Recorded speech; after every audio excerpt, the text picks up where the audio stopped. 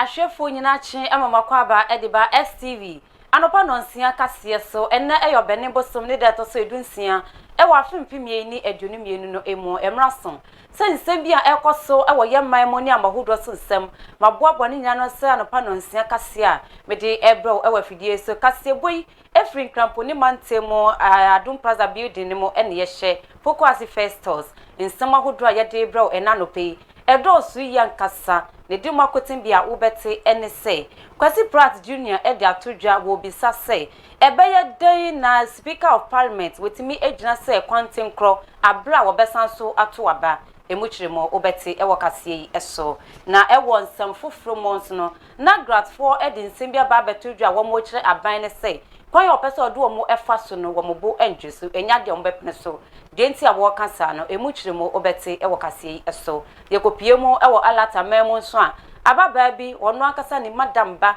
wode no akwa ni kuo ma wo mweku ni ya de nti a waye sa no so emuchiremu obete ewo kase eso nsem bi kan we hu na mede bro se anopa no nsia kase abrame Obaapa Mavis Akosua Atteh mede kase ebrewo ma metwa me hu mra na mefa kase bui emuchechemu akasa emfamo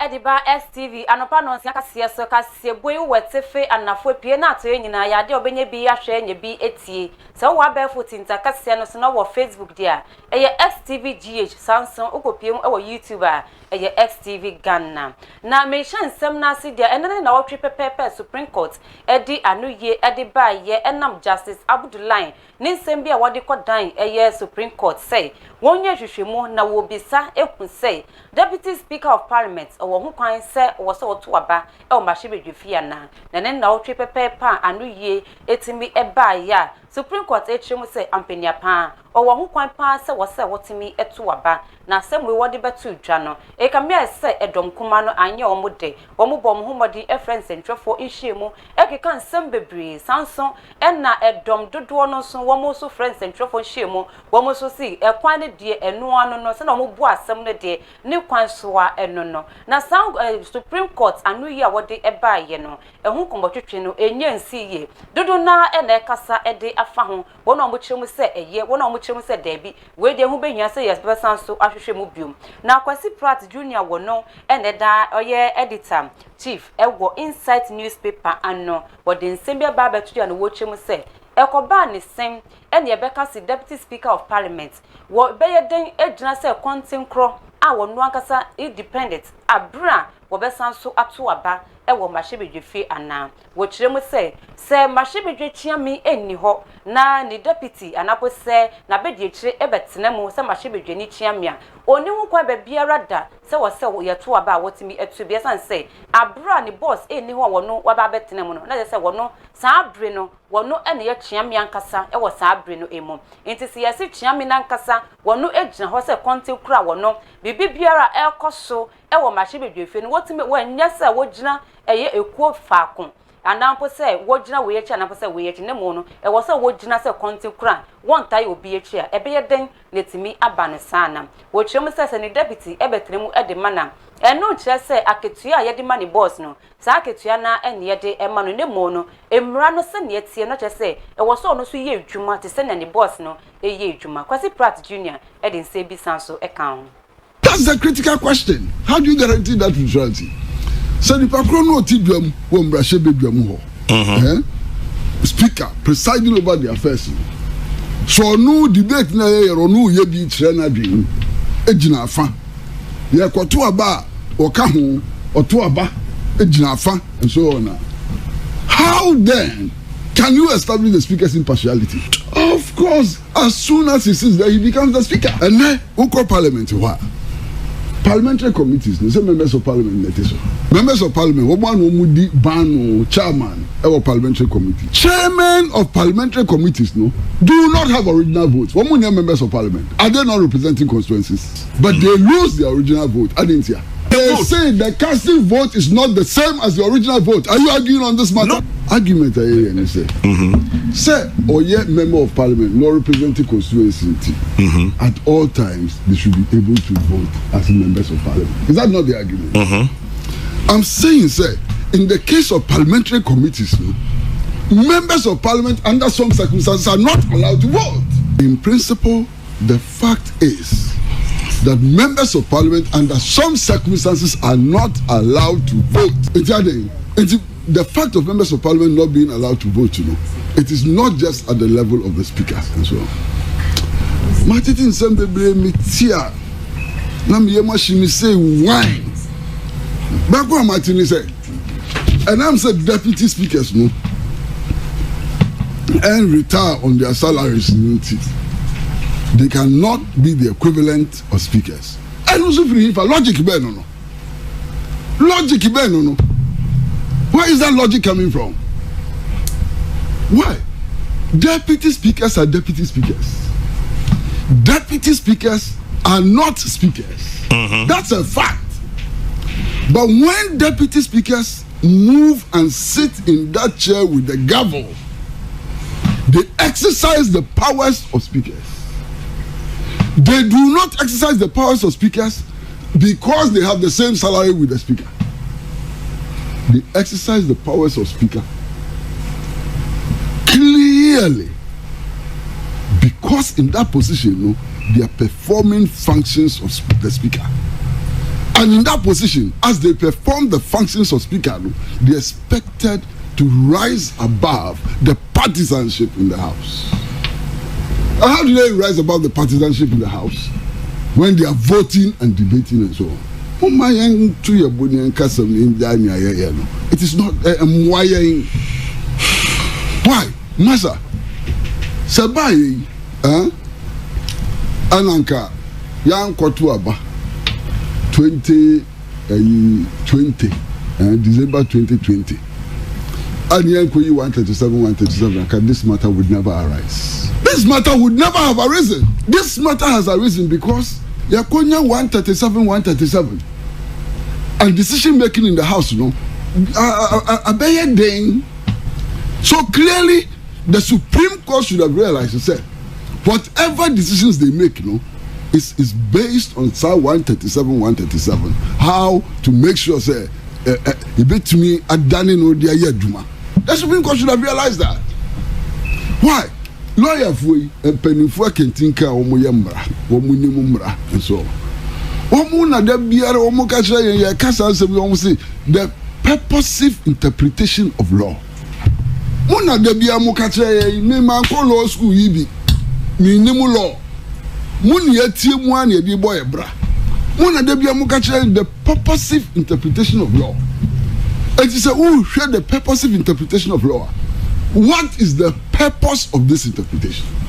The purpose of this interpretation is to allow the so-called majority to carry the day even as we have 137. That's the effect. That is the effect, no other effect. No, papa, no. The papa money away.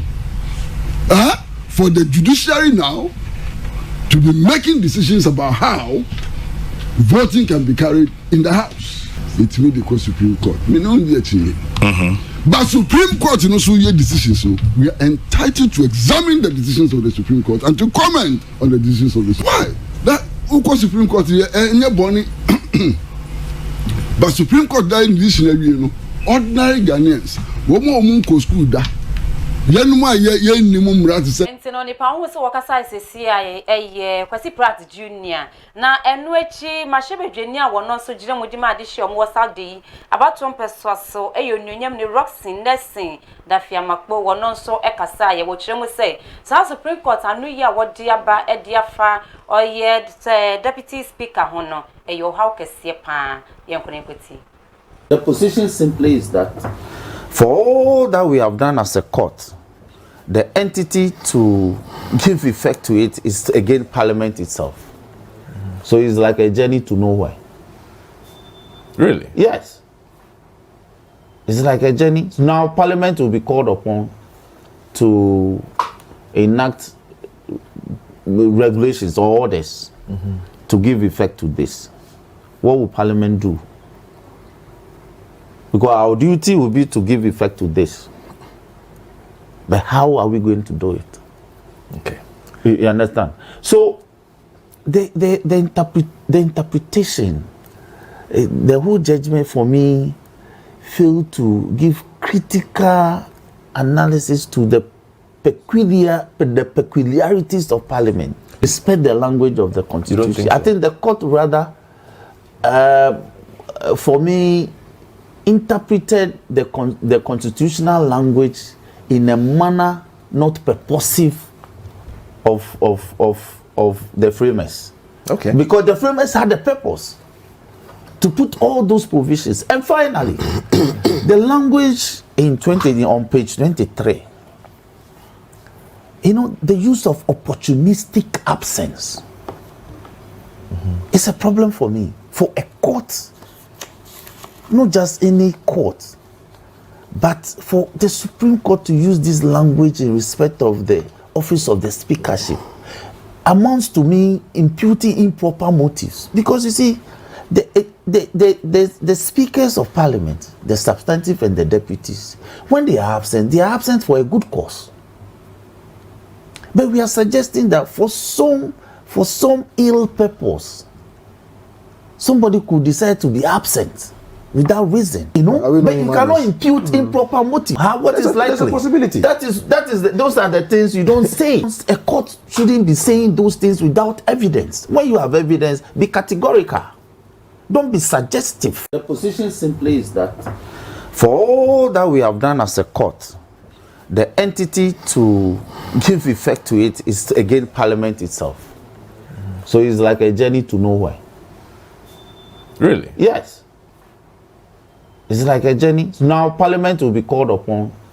Nipa won se wakasa sese ma hye bedwene a wogire modi ma adehia omo wo Saturday abaton pesasa onyam ne Roxin Nexin da fiamakpo wono e na wakasa ye na mento ansem no so e na memfa nkopie mu e wo nsem fufuru mo e na ne nansa e na beto odwa se asoye no e na hwe humesua ho nsem so wo mo de krata bi aba abonti na sa krata we wo mo de ma chechefo nyinara ese wona wo mo wo eye bangaros ahodo say headmasters headmistress patrons wona wo mo tena bangaros a eye aban no e na de ma wo mo no say no ba ba hwe se wo market ye de ma wo mo no won bete so eye oha mo chichimo edu 10% ye de betua bangaros ni kan say aban no ehia sika ma ne de ayo oman no eyie na no mo na achechefo kan bomu ko ani di National Association of Graduate Teachers aye twa ne ti anagrat opani a woda wo man no eye President Eric Angel Kabonu na wodi atodwa twem se eba ne sen na ban betimi eteki decision bia etise eba ne sen na ban betimi ato anamon bia etise na wo twem se we de eyo haw kase papa eyo haw wo twem se eye headmistress ni headmasters wonna wo muti bangaros ahodo no wo mo so eya cherecherefo wo mo ewo nyema ahodo a wo mo ye eboa school no se bia akola bi ewo school mo na ne hodudu na intempara so acherecherefo mo bangaros ahodo no wo mo anya di kan efre wo mo mo behwe nkwalei se hospital na edi wo be kwa na edu mo akọ eba ne sen na afa de yesi bia ya wo mo tina no wo ma bete wo maketua mo eye oha mo chichemu edu na edi akwakotua eye bia ya wo mo tina no eka na wo kyerem se we die enye aban no wonsan so emre biom wo kyerem se impen bebre no akyerkyerefo no se yi wo mo ekọ bia ya hodo na bia ya wo mbetena no eye na akwakoye o haw kase pa enti sa bangalos ya yede ma wo mo no eye na eboabo mu kakra na sa imprepre abaya babonti na wo kase sese de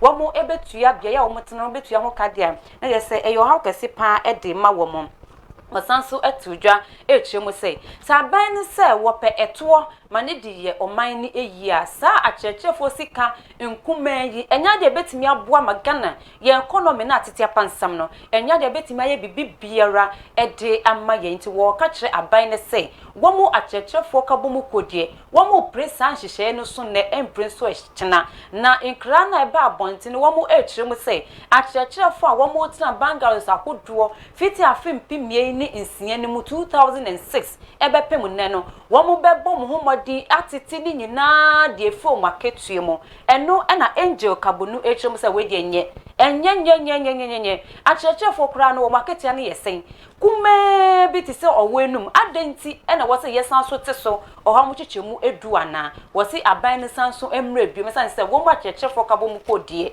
enya de wo be pene san hyehye ya aban de abayi eso wo san so pe kwan fufura wo pese wo de agi eto e de free oman Ghana fo nchen no na wo de ye oman ne ye no wo pe kwan fufuro ne sa kwan we die enya de betimi aboa Ghana ehumesua yanto akase no so na ye mfa won kopie mu ewo nsam fufuru mu na kyerɛ National Ambulance Service for wo makache na mede o ekɔ akwakopie mu na wo mo bɔ mo homodin eye meeting bi na no ekɔ so ewa Asante Mante mu na Asante Mante mu National Ambulance Service wo mo penipa regional manager ani dindi Sumuk Dut Million wono akasa de work nyina ni se wodi ade se die edi magana fo nyinara impen bebre no ye beti ne ye se o ambulance se obi ehududu no se ye hia ambulance fo ne ye fresa 112 year wo mo ma ye nya omo ne ye sino ma busy just say ye beka no ma busy sa wo be fresa won sa enka wo mo wo kire mu se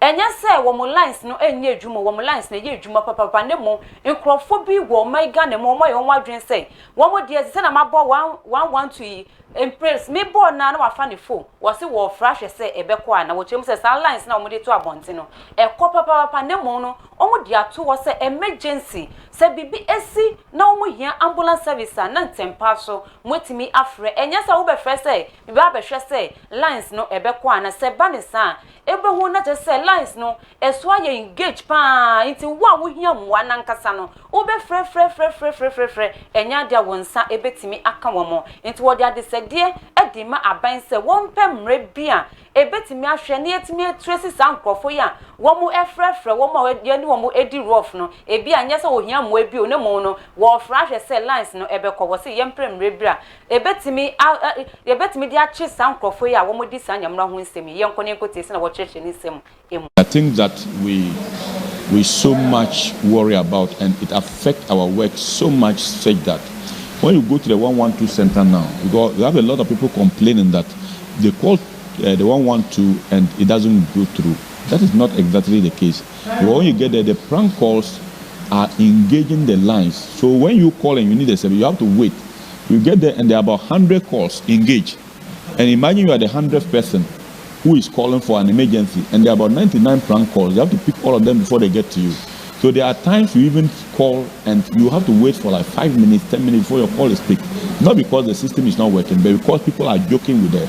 And it's making our work so difficult that if you don't take time, people lose their lives and all that because of that. So we advise the public that, look, when you don't need a service, don't call 112. Don't try it. It's not a trial. It is working. But if you decide that you want to try, another person decide I want to try, another person decide that, imagine over 30 million people in Ghana, everybody decides I want to try this service. Just about 1% of the people decide I want to try this line and see if it's working. Imagine the kind of engagement will be engaging the line, and it's not helping the system. We so wish that we advise the public to try as much as possible. If there's no need for emergency, don't call the 112. It will help all of us. Looking at the legal backing that can give us the authority to be able to fetch out such people so that we can bring them to book. We are not looking at only the capacity building, we are also looking at infrastructure development. You know, the service is growing, and most of our stations are patching with fire and in the hospitals. We are looking at strategic plans that we can put in place to be able to get our own offices across the country. All the districts now have ambulances. We want to make sure that we have offices all over the country and all the district levels, so that we'll be able to provide the effective services that the people of Ghana need. And we Chief Executive Officer at the National Ambulance Service. Professor Nunu Zakaria wono so ekasaye wodi atudwa echiremu say Ghana fo yembo ambulance fo no yembo maba so papa wo mu yade na yenja say niema na wo mu ye na enye no enu hu nsem kran na ye ka no ndi wo mu ye na ye no yembo maba so wo chiremu say bibisi sesi a wontimi kwa akofre America for emergency number ne mo Ghana emergency number na ye 112 no enu kwa na wo be friend ye nyina yembo a se na be ye oman no ebetimi akon. If you look at the EMS system in Ghana, we have talked a lot. It's just that the positives are not being portrayed. It's just the negativities all the time. We want to take opportunity of this meeting and with the presence of the media to appeal to you. Ghana is the only country we have. If we destroy what we have, we cannot get the services from elsewhere. Sometimes it's easy for the naysayers to make comparison with developed countries. Mind you, you are in Ghana. If you have an emergency now, you are not going to call 911 from New York to come and attend to you. You still have to deal with the 112. So I will advise we look at the cup half full instead of half empty. Because most of the time, our deliberations are from the perspective of the half emptiness of the cup and not half fullness. And when we do that, we demotivate the people who are sacrificing to provide the service. And I bet you, if you look at what the paramedics in Ghana are doing, it's not any different from what their counterparts are doing in the developed countries.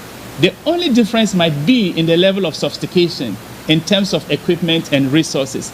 But as far as the expertise is concerned, as far as the service is concerned, definitely we are doing similarly as we will do in New York. No, ni pa ohun ni sesia Professor Nunu Zakaria wono NSCO Edima National Ambulance Service.